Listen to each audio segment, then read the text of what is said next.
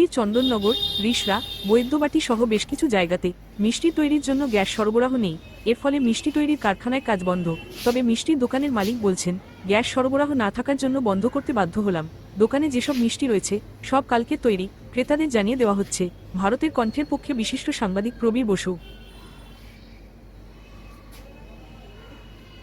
একটু আপনার নামটা। সুকুমার পাল, আপনি কোন দোকান মালিক? দেশবন্ধু মিষ্টান্ন ভান্ডার, চন্দননগর। চন্দননগর। এই যে আপনার দেখা যাচ্ছে এই যে সব কারখানায় সব কড়াই খালি খালি হয়ে পড়ে রয়েছে, কেন? কারণটা কি? গ্যাস নেই, ডিউ টু গ্যাস। কি গ্যাস সাপ্লাই পাচ্ছি না।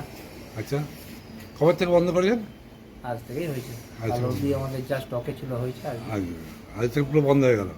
পুরো বন্ধ হয়নি, কিছু কিছু হচ্ছে, কিছু কিছু আসছে। আইটেম কমে দিয়েছেন। আইটেম কমিয়ে দিয়েছি। এই যে এই